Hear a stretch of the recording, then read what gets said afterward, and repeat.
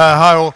No excuses, I'm doing this from notes because I'm a journalist. A couple of years ago, I had the dubious privilege of traveling with Richard Branson to Kenya, where he was there to make pledges of contribution to conservation. As you can see, he arrived in the Masai Mara like a blonde, bearded messiah, a rock star. He was greeted with reverence. He went on what he called a safari in a train of VW combis. And at the end of the trip, and this is the point, he promised Kenya's tourism and conservation communities that Virgin would always support Kenya tourism and conservation. A year later, in September 2012, Virgin stopped flying to Nairobi. The Messiah explained that the reason for the fall-off was tourism numbers dropping, higher fuel charges, etc., and that was that. Why I'm telling you all this, it's a salutary warning to beware of gesture conservation.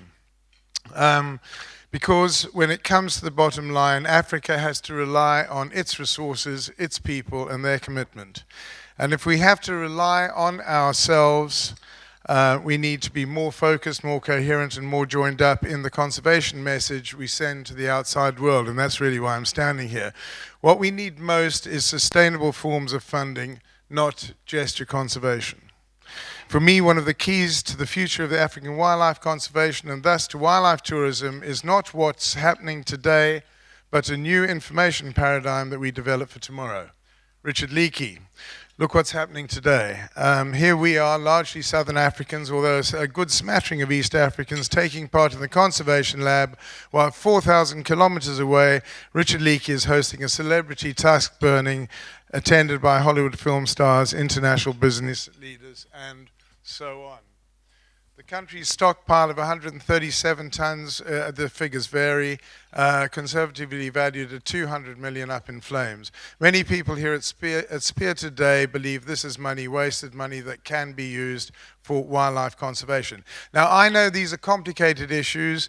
What is the outside world to think when we are discussing utilization of wildlife products for the benefit of rural communities, when in Kenya they're reducing these wildlife products to ashes?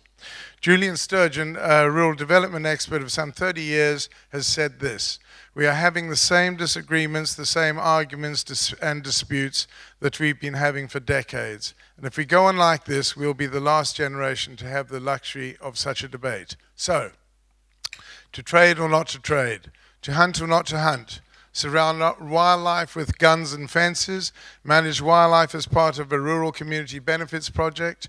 Should wilderness and wild animals pay their way?